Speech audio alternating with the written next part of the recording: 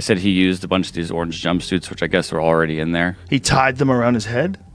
I guess there is a little like spot way up here on the top of the grate where the window is, where you could see maybe there was something up there. But the thing to remember here is that he was about 6 foot tall, 185 pounds. There's one other thing like on this ladder here.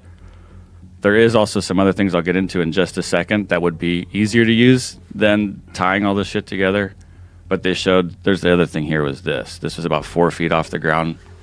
And they do show a noose, which they're saying was what he used.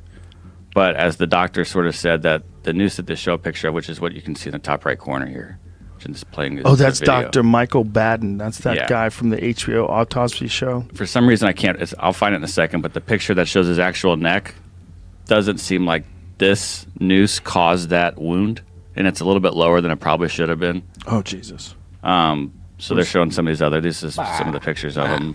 This is the bone, his jaw, the hyoid bone. His jaw was broken? Well, there's that fracture that they said wasn't consistent with hanging. It's more consistent with a murder or homicide.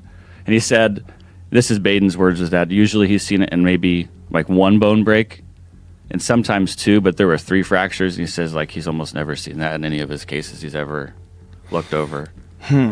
And you would think it would be, if you're going to hang yourself from such a short distance, it would be even harder to get a fracture like that, right? Because you're not like jumping off like in an old Western movie, like Clint Eastwood movie, when they would hang him high. So the one thing that they also had in here was he left a note. Oh, Jesus.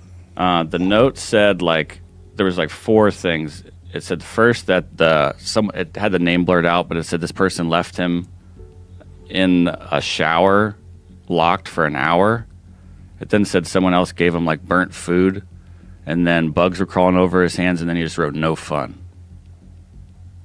But there's a ballpoint pen like the one I have in my hand sitting right next to it. And they're like, if you knew he was on suicide watch, you wouldn't give him a ballpoint pen that he could kill himself with. Jamie, you should be a goddamn detective. Well, this for is what CSI. this is what they're saying. And he had his sleep apnea machine was in there. It was, you could see an extension cord coming from the hallway into his room that he could have just used that to kill himself and hang himself. Or the way 9 easier. jumpsuits. Why does he have 9 jumpsuits? Yeah, the jumpsuit thing is freaky. Like they're trying to explain it by bringing in some new witness.